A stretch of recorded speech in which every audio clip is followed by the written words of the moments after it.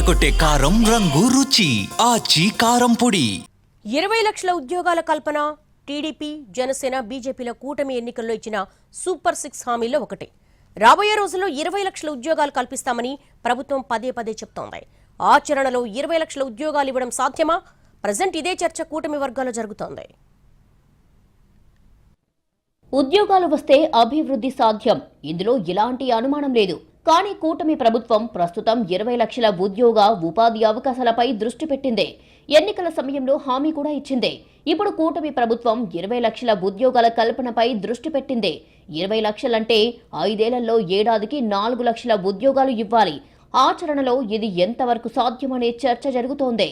ప్రస్తుతం ఏపీ ప్రభుత్వం పెట్టుబడులు, కొత్త పరిశ్రమల ఏర్పాటుపై ఫోకస్ చేసింది. ఈ మధ్య జరిగిన సిఐఐ సమ్మిట్లో లక్షల కోట్ల విలువైన పెట్టుబడులకు ఎంఓయూలు జరిగాయి. అవి అవగాహన ఒప్పందాలు మాత్రమే. పరిశ్రమలు, పెట్టుబడులు గ్రౌండ్ అయితేనే ఉద్యోగాలు వస్తాయి. ఎప్పటికప్పుడు డేటా తీసుకుని రిపోర్టు తయారు చేసుకోవాలి.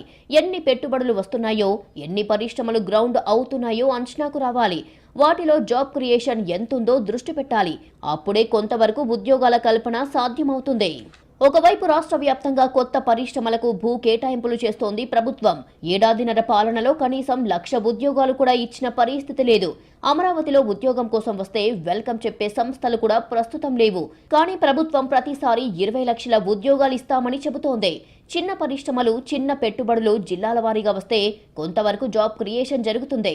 కానీ వాస్తవ పరిస్థితి ఇందుకు దగ్గరగా లేదు. దీంతో అటు చిన్న పరిశ్రమలు ఏర్పాటు కాక, ఇటు చేసుకున్న ఎంఓయూలు గ్రౌండ్ అవ్వక ఇబ్బందులు పడే పరిస్థితి వచ్చేలా ఉంది.